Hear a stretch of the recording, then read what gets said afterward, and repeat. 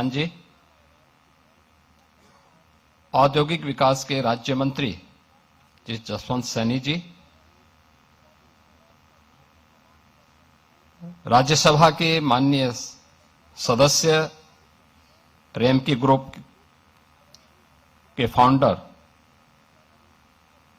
सयोध्या रामी रेड्डी जी, सदस्य नीति आयोग डॉक्टर विनोद के पॉल जी, Sun Pharma के श्री दिलीप सांघवी जी, चाइंडस लाइफ साइंसेज के श्री पंकज पटेल जी,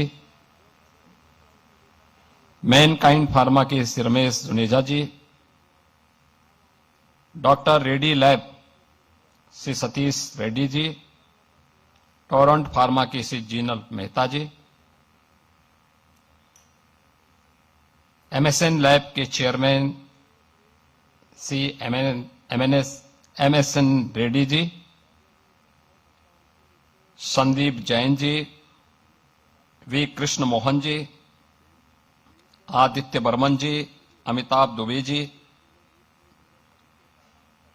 और आज के इस पूरे कार्यक्रम में उपस्थित उत्तर प्रदेश और भारत सरकार से जुड़े हुए हमारे सभी वरिष्ठ प्रशासनिक अधिकारीगण,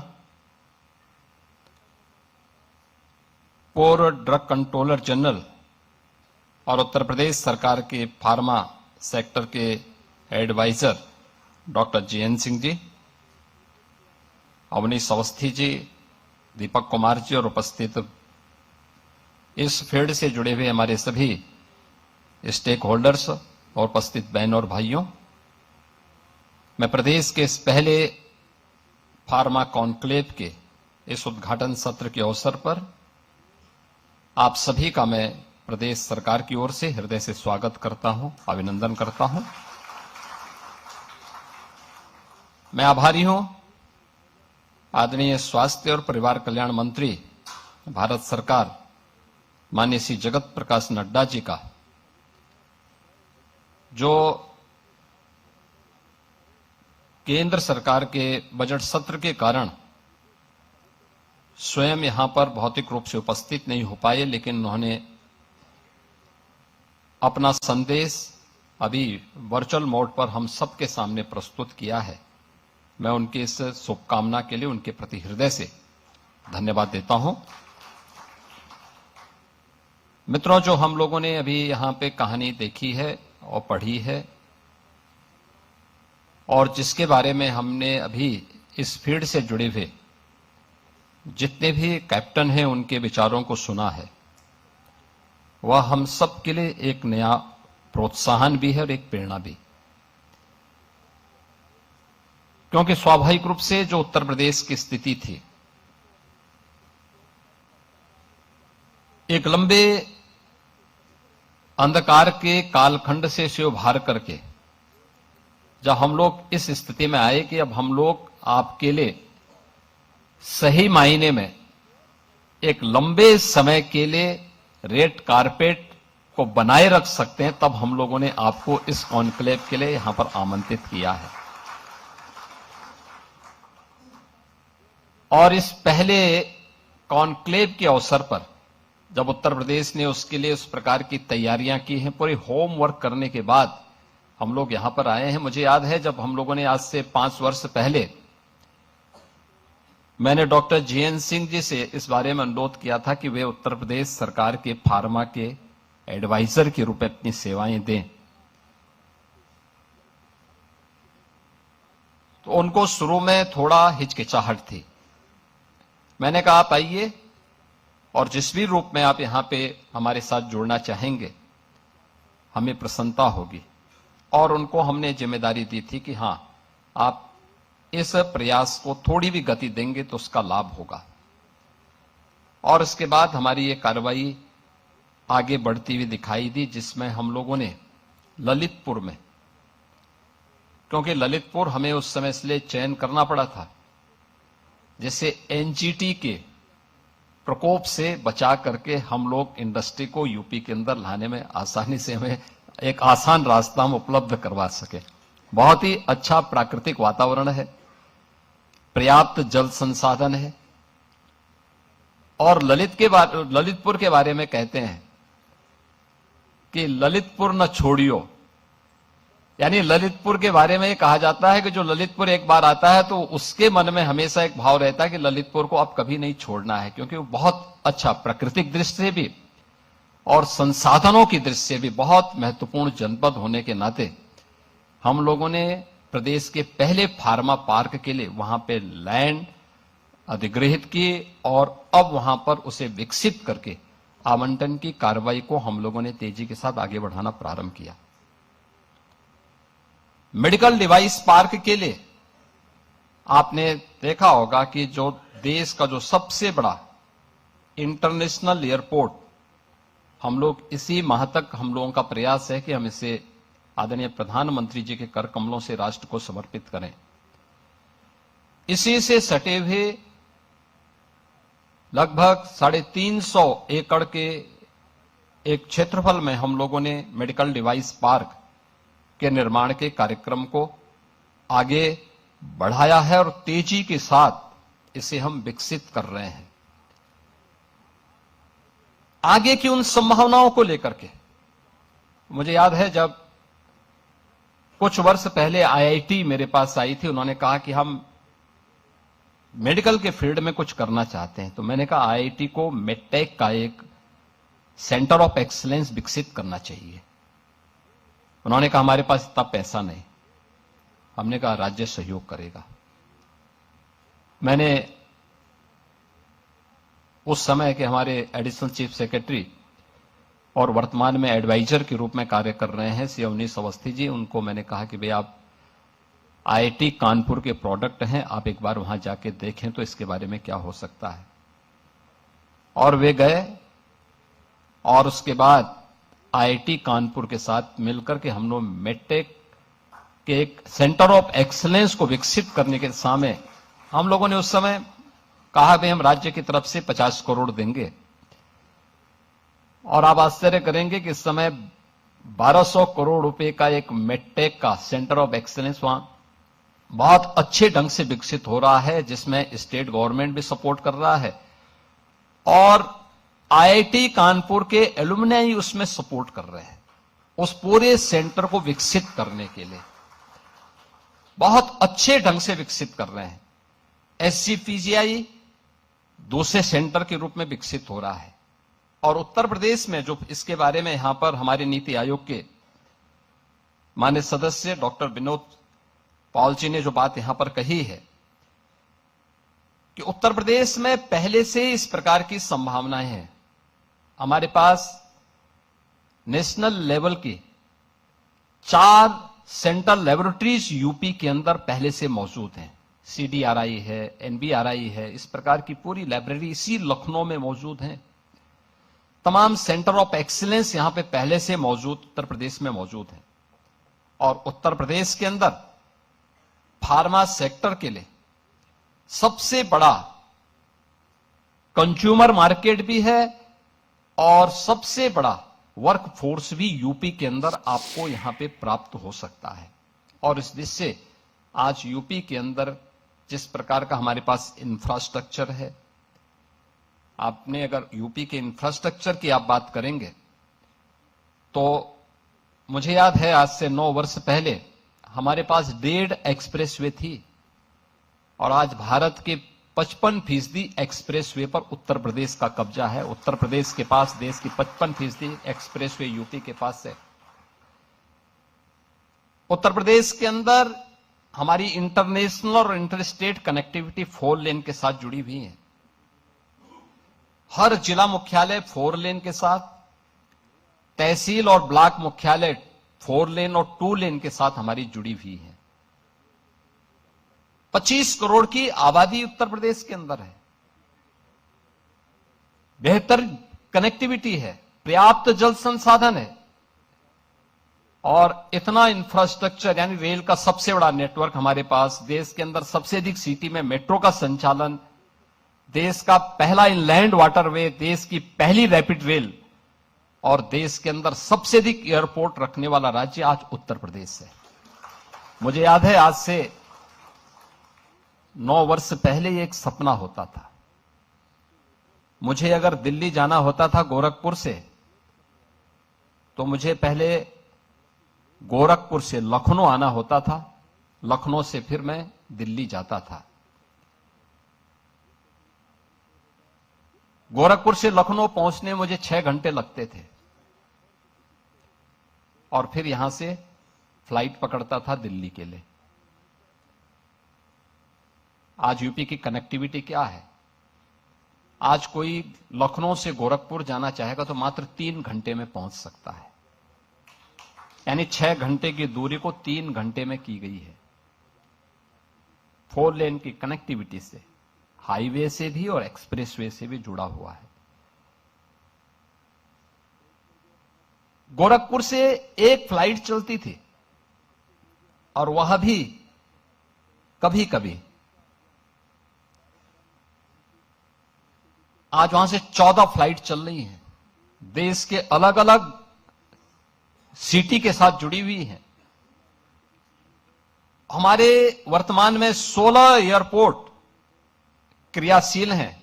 उस समय केवल 2 एयरपोर्ट हमारे क्रियाशील थे, 2 आंशिक रूप से थे।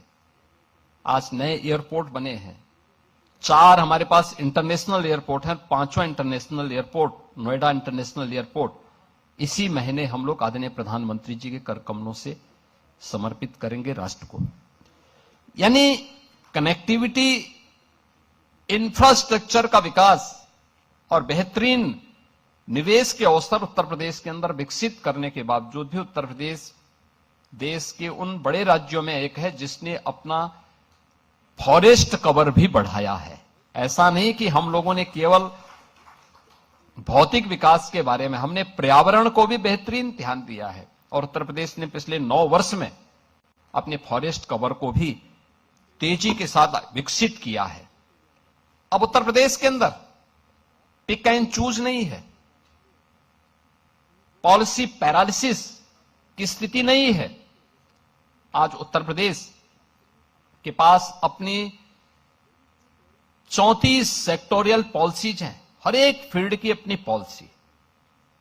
कोई भी निवेशक आएगा, सिंगल विंडो के प्लेटफॉर्म के माध्यम से हम उसे सुविधा उत्तर प्रदेश के अंदर उपलब्ध करवा रहे हैं।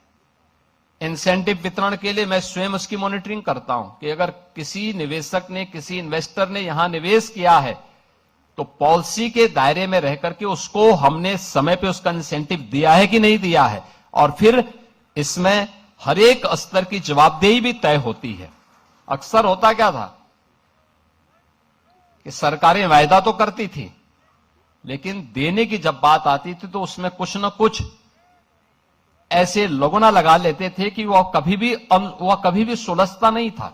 हमने कहा भी नहीं, जब सरकार ने एक बार कह दिया है, बहुत बार होता है सरकार बदलती है, हमने कहा भी सरकार सरकार होती है, व्यक्ति बदलता है। किसी भी सरकार ने कोई पॉलिसी बनाई है, उसका पालन करना अगले का दायित्व बनता है। किसी ने भी यहां पे तय किया हो, 2007 में तय किया हो, 2012 में तय किया हो, 2014 में तय किया होगा, अगर किसी सरकार ने तय किया है उसको हम लागू करेंगे। हमने उसको प्रभावी ढंग से लागू किया, नई पॉलिसीज दी हैं, पॉलिसी के दायरे में बिना भेदभाव के हर एक इन्वेस्टर को उसका इंसेंटिव भी समय पे हम लोगों ने उपलब्ध करवाया है। उत्तर प्रदेश आज जिस दिशा में आगे बढ़ा है, यहां पे अभी हमारे डिप्टी सीएम भी बता रहे थे, हम लोग जब आए थे हमारे पास निजी क्षेत्र के मेडिकल कॉलेज ज्यादा थे, गवर्नमेंट के कम थे। हॉस्पिटल्स की स्थिति बहुत खराब थी, बहुत दयनीय स्थितियां थी, और हम लोग तो उन परिस्थितियों से जूझे हैं, देखे हैं। लोग मरते थे, कोई पूछने वाला नहीं था, बीमारी से लोग तड़पते थे, और समाचार पत्रों में, मीडिया में आता था अज्ञात बीमारी से इतने लोग मर गए। बीमारी अज्ञात, आज के समय में भी अज्ञात थी। मुझे एक जनप्रतिनिधि के रूप में इस लड़ाई को सड़क से लेकर संसद तक लड़नी पड़ती थी। लंबी लड़ाई को हम लोग लड़े, और आज मैं कह सकता हूं कि पूर्वी उत्तर प्रदेश में और उत्तर प्रदेश के 38 जनपदों में इंसेफ्लाइटिस जैसी बीमारी को हम लोगों ने आज पूरी तरह समाप्त कर दिया है, पूरी तरह समाप्त किया है। यानी ये सरकार की नीयत साफ है, उसकी नीतियां हैं, हर एक व्यक्ति तक शासन की योजना का लाभ ईमानदारी के साथ पहुंच जाए। तो मेरा यह मानना है कि वह सब कुछ किया जा सकता है जो एक कॉमन मैन के मन में होता है। हम लोग इस बात को बोलते थे। जो जिन परिस्थितियों से उत्तर प्रदेश के लोग जूझ रहे थे, लोग बोलते थे कैसे ठीक होगा।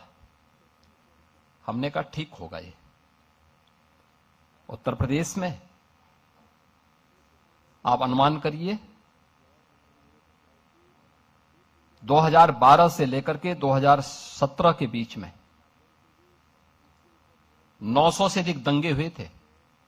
अनुमान कर लीजिए।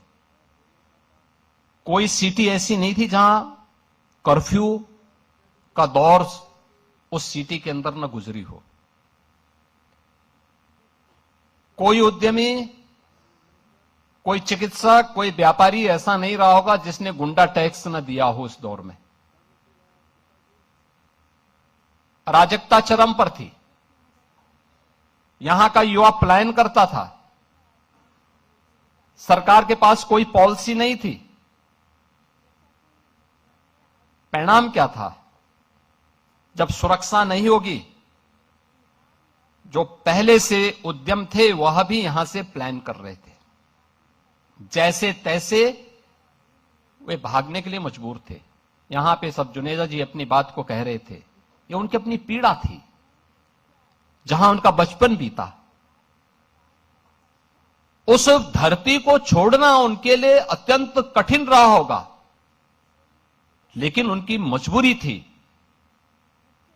कि उन्हें अपनी सुरक्षा भी चाहिए थी। और केवल एक जुनेजा जी की बात नहीं थी। ये उत्तर प्रदेश के हर उद्यमी की, हर व्यापारी की, हर उस व्यक्ति की पीड़ा है जिसने उस दौर को देखा है, 2003 से लेकर के 2017 के बीच के उस दौर को देखा है, जब व्यापक कर्फ्यू में अपहरण के लिए यहां पर अपहरण होते थे, फिरौती वसूली करने के लिए। और उन स्थितियों में जब आदरणीय प्रधानमंत्री जी ने और हमारी पार्टी ने दायित्व मुझे उपलब्ध दिया था, तो हमें इस चुनौती का सामना भी करना था और हर एक नागरिक के मन में एक विश्वास भी पैदा करना था। स्वाभाविक रूप से यह हम पिक एंड चूज से नहीं कर सकते थे। हम लोगों ने तय किया भाई जीरो टॉलरेंस फिर सब पे बराबर लागू होगा। अगर अपना व्यक्ति भी गलत करेगा तो उसके लिए भी वही कानून लागू होगा जो एक माफिया और अपराधी के लिए लागू होगा। कोई अपना पराया नहीं होगा। और हम लोगों ने इस मामले में जब कार्रवाई प्रारंभ की, प्रयास तो किया कि कानून के दायरे में रह करके करें, लेकिन बहुत बार होता है, आप भी इस बात को समझते होंगे, भाई अगर सामने वाला व्यक्ति कानून से भयभीत नहीं है तो फिर उसको कानून के दायरे में ला करके कानून की भाषा समझाना तो फिर तात्कालिक परिस्थिति हो जाती है। बहुत बार लोग टिप्पणी करते हैं कि पुलिस ने गोली क्यों मार दी। अगर पुलिस गोली ना मारी तो क्या पुलिस गोली खाए? ये दोनों काम एक साथ नहीं चल सकते। अगर उस अपराधी को गोली चलाने की स्वतंत्रता है तो पुलिस के पास भी हमने इसलिए पिस्तौल दी है कि वह भी उसके सामने उसका मुकाबला करे। उसका प्रशिक्षण इसी बात को लेकर के हो रखा है और उसको जिस भाषा में समझे उस भाषा में उसको समझाने का काम करे। और उस भाषा में जब समझाया गया, आपने देखा होगा पिछले 9 वर्ष में बड़े बड़े पर्व और त्योहार हो रहे हैं, सारे सकुशल संपन्न हो रहे हैं। कहीं कोई शांति भंग की बात नहीं करता है, कहीं कोई अराजकता की बात नहीं करता है, कहीं कोई फिरौती की बात नहीं करता है, कहीं कोई दंगा नहीं है, कोई फसाद नहीं है, कोई गुंडा टैक्स नहीं है। आज कहीं भी इस प्रकार की स्थिति नहीं है। और उत्तर प्रदेश निवेश के एक बेहतरीन गंतव्य के रूप में अपने आप को स्थापित किया है। मुझे याद है जब मुझे पहला इन्वेस्टर समिट करना था, तब हमारे औद्योगिक विकास के मंत्री आए थे। उन्होंने कहा था कि हम एक यहां पे अपना इन्वेस्टर समिट करना चाहते हैं। तो मैंने उनसे पूछा कितने का आप निवेश करना चाहते हैं। उन्होंने कहा कि इन्वेस्टर समिट में हम लोग 20,000 का टारगेट लेके चल रहे हैं। मैंने कहा बहुत छोटी राशि है, थोड़ा बड़ा सोचो, बड़ी सोच के साथ काम करो, पॉलिसीज तैयार करो। 20,000 करोड़ के लिए मैं प्रधानमंत्री जी को नहीं आमंत्रित करूंगा। तो उन्होंने कहा अरे कौन आएगा यूपी में। हमने कहा लाना तो है, उस प्रकार की परिस्थिति पैदा करनी है। और आज जब हम यहां पे इस फार्मा कॉन्क्लेव के अवसर पर हैं, मैं आपको कह सकता हूं कि यूपी को अब तक 2017 से अब तक 50 लाख करोड़ रुपए के निवेश के प्रस्ताव प्राप्त हुए हैं, जिनमें से हम लोगों ने 20 लाख करोड़ रुपए के निवेश के प्रस्तावों को अलग अलग समय में यूपी के अंदर ग्राउंड ब्रेकिंग किया है। इनमें ज्यादातर प्रोडक्शन शुरू हो गया है। आज आप देखते होंगे अनएम्प्लॉयमेंट रेट में यूपी देश के अंदर न्यूनतम स्थिति में है, बहुत कम है। हमारे यहां 2.30% है।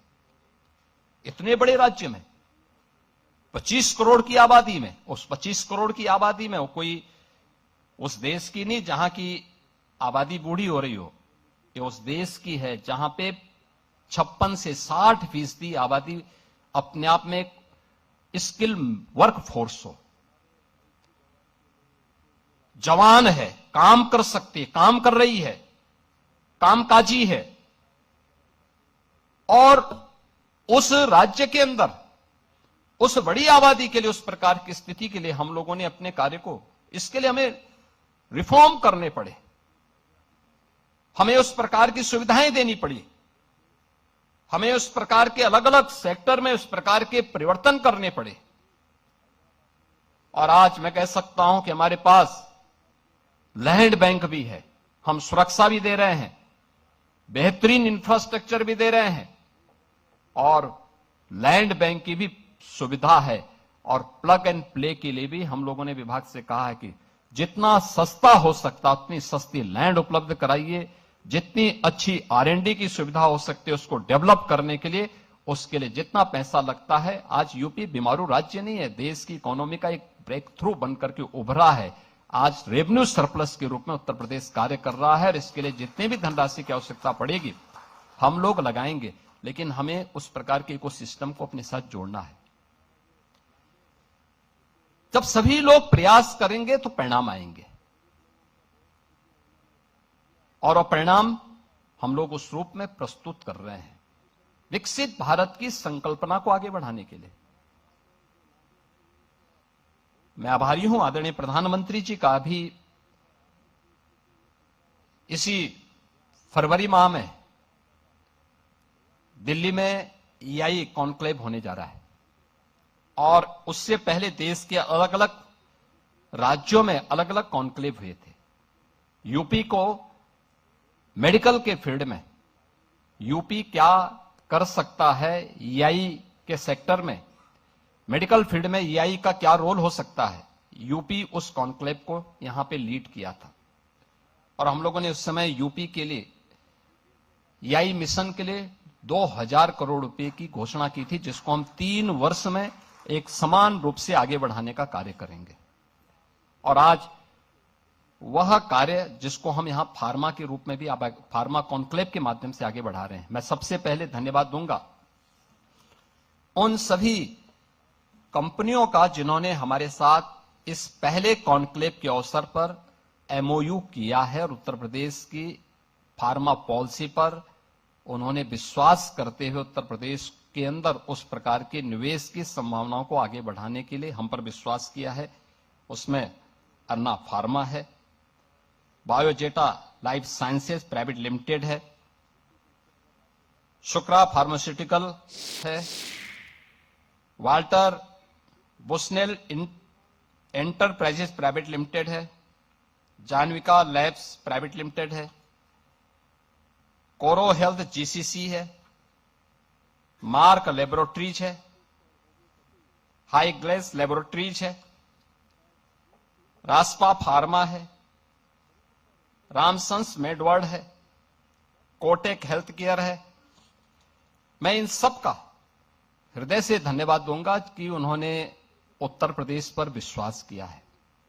मैं आज के इस अवसर पर इस बात के लिए आप सबको आश्वस्त करता हूं कि आदरणीय प्रधानमंत्री जी का जो विजनरी लीडरशिप है देश को प्राप्त हुआ है, पिछले 11 वर्ष में हमने बदलते हुए भारत को देखा है। आज भारत, जिसको लोग गंभीरता से नहीं लेते थे 2014 के पहले, आज वही भारत जब अपनी नीतियों पर अडिग रहता है तो बड़ी बड़ी वैश्विक ताकतों को भारत के सामने झुकने के लिए मजबूर होना पड़ता है। भारत अपनी नीतियों का पालन करेगा और अपनी नीतियों पर दुनिया को ले जाने का कार्य करेगा। भारत का नियंता दूसरा नहीं होगा, भारत अपना नियंता स्वयं बनेगा। ये प्रधानमंत्री जी का विजनरी लीडरशिप आज देश के अंदर तय कर रहा है। आपने देखा होगा, कल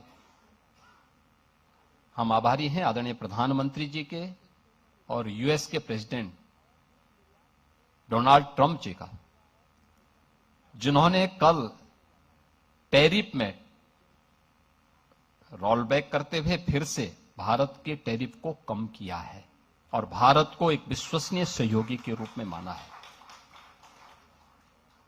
भारत अपनी नीतियों पर अडिग था।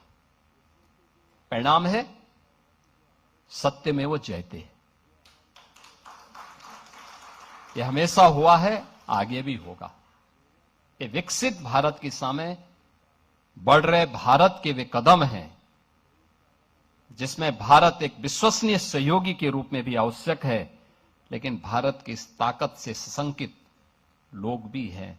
हमें दोनों के प्रति सतर्क होकर के कार्य करना है और मुझे लगता है कि वैश्विक स्तर पर फार्मास्यूटिकल सेक्टर में भारत की उपस्थिति किस रूप में आगे बढ़नी है। आज भारत दुनिया के 200 से अधिक देशों के साथ अपनी दवाइयों की आपूर्ति के माध्यम से जुड़ा हुआ है। कोविड कालखंड में भारत की इस ताकत का एहसास भी दुनिया ने किया था, जब 100 से अधिक देशों को भारत ने कोविड वैक्सीन के रूप में अपनी मित्रता का एहसास कराया था और उन्हें उस समय के लिए उनके जीवन के लिए अत्यंत महत्वपूर्ण उस वैक्सीन को उपलब्ध करवाने में भारत का जो योगदान था वह हम सब के लिए अत्यंत महत्वपूर्ण था। आज मुझे इस बारे में आप सबसे कहना है कि यूपी की जब हम बात करते हैं तो यूपी के अंदर हमारे पास, जो मैंने पहले भी कहा, बेहतरीन इंफ्रास्ट्रक्चर है, लॉजिस्टिक एंड इंडस्ट्रियल जो एडवांटेज हैं वह भी उत्तर प्रदेश के अंदर आप सबको देखने को मिलेंगे, क्योंकि 9 वर्ष के अंदर जो हम लोगों ने प्रयास किया है, जो ये वातावरण बना है, हर एक निवेशक हर एक फील्ड में आकर के एक आत्मसंतुष्टि के भाव के साथ कार्य करता है। और उत्तर प्रदेश पहला राज्य मिलेगा जहां इंडस्ट्री में 0 पॉलिटिकल इंटरफियरेंस है। कोई नहीं, आप आइए निवेश करिए, कोई पूछेगा भी नहीं, आप करिए, सरकार से अपना इंसेंटिव लीजिए, आराम से सम्मानजनक तरीके से आप आगे बढ़िए। कहीं कोई आपके किसी कार्य में हस्तक्षेप नहीं करेगा, क्योंकि एक एक कार्य की प्रतिदिन समीक्षा होती है। एक एक कार्य को हम लोग स्वयं देखते हैं कि कहीं भी कोई समस्या ना होने पाए और किसी भी स्तर पर ना हो। आपने देखा होगा, फैक्ट्री से लेकर फार्मेसी तक एक सीमलेस सप्लाई चेन नेटवर्क भी उत्तर प्रदेश के अंदर हम लोगों ने इस दौरान विकसित की है। और इन सभी कार्यों को देखते हुए एक बेहतरीन लैंड बैंक हमारे पास मौजूद है। आप आश्चर्य करेंगे, देखिए अभी हम लोग केवल ललितपुर से ही सटे हुए झांसी जनपद में बुंदेलखंड, झांसी बुंदेलखंड रीजन में हम लोगों के पास हम बीडा नाम का एक नया इंडस्ट्रियल जोन विकसित कर रहे हैं, एक नई सिटी विकसित कर रहे हैं और इसमें एक साथ 56,000 एकड़ लैंड में ये बीड़ा विकसित की जा रही है। हमारे पास पहले से ही 25,000 एकड़ का लैंड बैंक पहले से मौजूद था। 2017 में जब हम लोग आए थे, उत्तर प्रदेश के अंदर कहीं लैंड ढूंढते हुए नहीं बनती थी, कोई लैंड नहीं मिल पाती थी, क्योंकि लैंड पर लैंड माफिया ने कब्जा कर रखा था। हमने भू माफिया टास्क फोर्स गठित की और मैंने कहा भाई 24 घंटे का समय दे रहा हूं, उत्तर प्रदेश के अंदर जिस भी सरकारी भूमि पर किसी भूमाफिया ने कब्जा किया है उसको तत्काल छोड़ दें। 24 घंटे के बाद जब हम कार्रवाई करेंगे तो उसको जमीन तो छोड़नी ही पड़ेगी, लेकिन साथ साथ उसने जो कमाई की होगी उसको ब्याज सहित हम वसूली करेंगे। आप आश्चर्य करेंगे, 65,000 एकड़ लैंड हमारी खाली हुई थी, 65,000 एकड़ लैंड, और वो हमारा लैंड बैंक बना था। उस लैंड बैंक में हमने निवेश भी करवाए और आज हमारे पास, आपने नोएडा, ग्रेटर नोएडा को देखा होगा, ये जितने भी हमारी अथॉरिटी हैं, ये कुल हम लोगों ने इसको 46 वर्ष में विकसित किया, 34,000 एकड़ लैंड में, और हम बीड़ा को विकसित कर रहे हैं 56,000 एकड़ लैंड में, और वह भी अगले 2 वर्ष के अंदर वहां निवेश होने प्रारंभ हो जाएंगे। लैंड आवंटन हमने शुरू कर दिया, कनेक्टिविटी हमने प्रारंभ कर दी, वहां एयरपोर्ट की भी सुविधा हम देने जा रहे हैं, सारी सुविधाएं उपलब्ध करवाएंगे, सब कुछ उपलब्ध कराएंगे। और इतना अच्छा जल संसाधन आपको कहीं नहीं मिलेगा, इतनी अच्छी कनेक्टिविटी, इतना अच्छा लॉजिस्टिक की स्थिति, अन्य सभी प्रकार की सुविधाएं ये मिलना अत्यंत कठिन होगा। जो रॉ मटेरियल के स्रोत भी सप्लाई चेन, मार्केट और वैल्यू चेन के साथ आज यहां पे स्किल है, साइंस एंड स्टार्टअप्स का त्रिवेणी भी आज यूपी के अंदर है। मैंने आपको बताया ना कि आईआईटी कानपुर में हमारा एक मिडटेक का और एसजीपीजीआई लखनऊ में हम सेंटर ऑफ एक्सीलेंस इस दिशा से विकसित करने जा रहे हैं। यूपी में आज के दिन पे रूल ऑफ लॉ है, यहां के कानून के साथ किसी को खिलवाड़ करने की छूट नहीं है, और अगर कानून को कोई व्यक्ति आंखें दिखाता है तो उसको फिर कानून अपने तरीके से उसको अपने दायरे में ला करके कानून की भाषा भी समझाता है, और यह आज उत्तर प्रदेश के अंदर है। उत्तर प्रदेश के अंदर हमारे पास डीरेगुलेशन रैंकिंग में उत्तर प्रदेश देश के अंदर नंबर 1 पर है।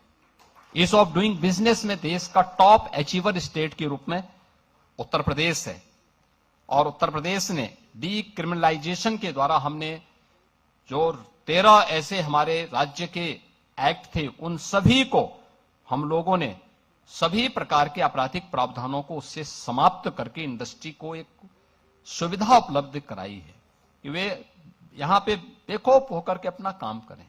एमएसएमई सेक्टर में जो भी यहां निवेशक आता है, 1000 दिन तक उसको किसी भी प्रकार की एनओसी से पूरी तरह हम लोगों ने मुक्ति दे रखी है। आप जाइए, अपना निवेश करिए, 1000 दिनों तक होता रहेगा। बहुत सारे सेक्टर में हम लोगों ने इसको और भी सरल किया है, और भी हम इसको सरल करने जा रहे हैं। 2017 के पहले उत्तर प्रदेश के अंदर कुल 14,000 हमारे पास यहां पे कारखाने काम कर रहे थे। आज इनकी संख्या 30,000 से अधिक हमारे पास इन 9 वर्षों में उत्तर प्रदेश के अंदर बढ़ी है, और ये चीजें दिखती हैं कि डबल इंजन की सरकार डबल स्पीड से कैसे चलती है, ये उत्तर प्रदेश के अंदर इंडस्ट्री के इस मॉडल के माध्यम से आप देख सकते हैं।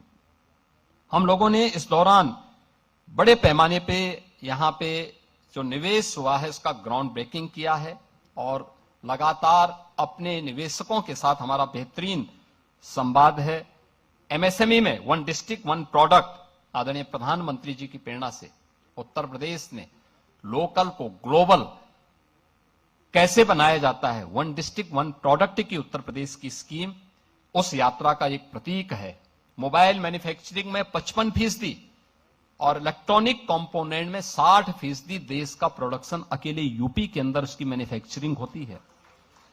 मैं आज के इस अवसर पर आप सबसे कहना चाहूंगा, फार्मास्यूटिकल और मेडिकल डिवाइस नीति के अंतर्गत हम लोगों ने यहां पे जो हम लोग सब्सिडी दे रहे हैं स्टैंप ड्यूटी में, R&D और यहां पे एक्सपोर्ट के लिए भी उत्तर प्रदेश सरकार ने इसमें बेहतरीन इंसेंटिव की व्यवस्था दी है। FDI एंड फॉर्चून 500 की हमारी जो पॉलिसी है, इसने भी FDI को आमंत्रित करने के लिए एक बेहतरीन अवसर उत्तर प्रदेश के अंदर यहां पे उपलब्ध कराया है। आज यहां पे हमारे पास तमाम अन्य सुविधाएं हम यहां पे विकसित करने जा रहे हैं और जिन बातों को लेकर के हम लोगों ने इस कार्य को आगे बढ़ाया है। आपने देखा होगा यूपी के अंदर दोनों freight corridor, eastern and western freight corridor, दोनों यूपी से होकर के जाते हैं। दोनों का जंक्शन भी यूपी के अंदर ही दादरी में, गौतम बुद्ध नगर जनपद में है, जहां पे हम लॉजिस्टिक का एक वर्ल्ड क्लास सेंटर विकसित करने जा रहे हैं, जहां कार्य हमारा तेजी के साथ आगे बढ़ने जा रहा है। हम यूपी के अंदर तेजी के साथ, अब तक हमारे पास 100 से अधिक फार्मा कंपनियां हमारे साथ यहां पे मेडिकल डिवाइस पार्क में जुड़ चुकी हैं और हमने वहां पे एक US FDA टेस्टिंग लैब स्थापित करने की दिशा में भी हम लोगों ने कार्य प्रारंभ किया है, जिसको हम तेजी के साथ आगे बढ़ाएंगे।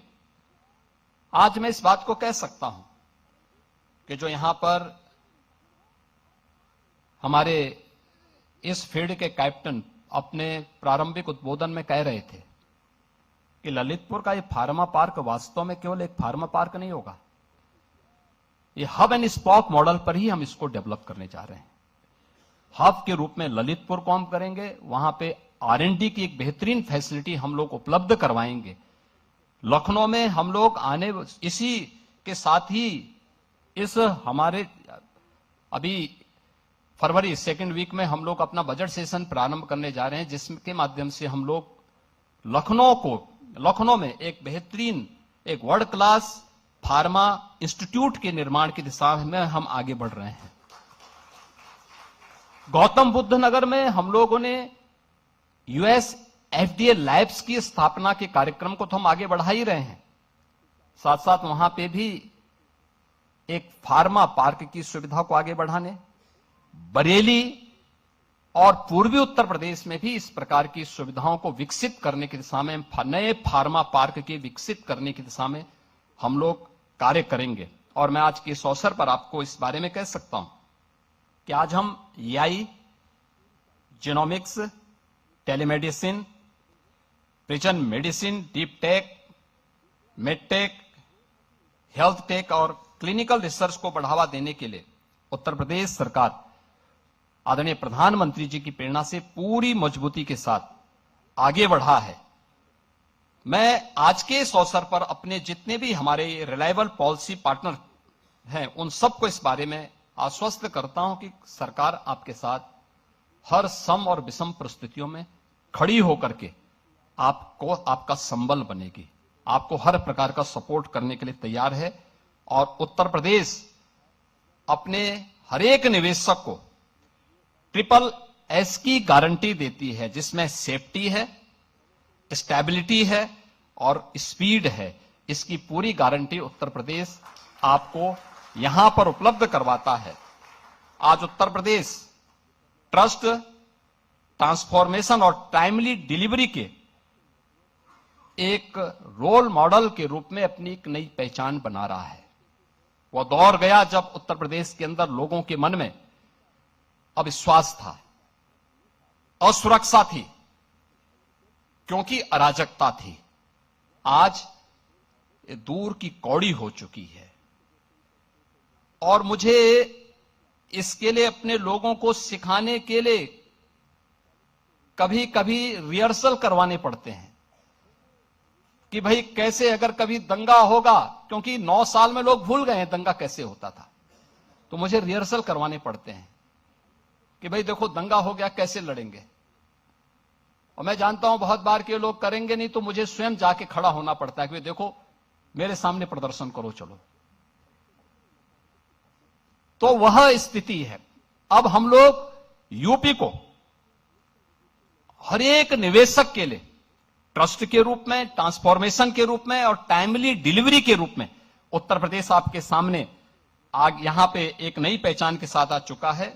और हमारा संकल्प है कि आदरणीय प्रधानमंत्री जी के विकसित भारत की संकल्पना को आगे बढ़ाने के लिए उत्तर प्रदेश फार्मा सेक्टर का एक अग्रणी मैन्युफैक्चरिंग और इनोवेशन हब के रूप में उभरे, इसमें मैं आप सभी का सहयोग की अपेक्षा करता हूं और आप सबसे आग्रह करता हूं कि आप उत्तर प्रदेश में इस दिशा में आए। उत्तर प्रदेश के अंदर जो भी आपके सुझाव होंगे, आज पूरे दिन भर के इस कार्यक्रम के दौरान जो भी आपके महत्वपूर्ण सुझाव उत्तर प्रदेश के इस फार्मा मैन्युफैक्चरिंग हब के रूप में उत्तर प्रदेश को विकसित करने के लिए जो भी आपके महत्वपूर्ण सुझाव होंगे, उत्तर प्रदेश सरकार उसको अंगीकार करेगी, उसको लागू करेगी।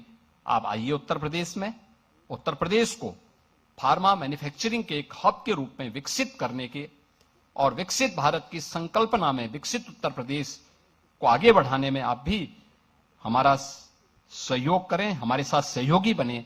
इस विकास यात्रा में हम साथ साथ चलें, साथ साथ बढ़ें, इस विश्वास के साथ मैं इस फार्मा कॉन्क्लेव के उद्घाटन सत्र के अवसर पर आप सभी फार्मा जगत के जितने भी हमारे कैप्टन्स आए हैं, उन सभी का, जितने स्टेक होल्डर्स हैं, उन सबका एक बार फिर से हृदय से स्वागत करता हूं, अभिनंदन करता हूं और इस पूरे कॉन्क्लेव के प्रति अपनी मंगलमय शुभकामनाएं व्यक्त करता हूं। धन्यवाद। जय हिंद।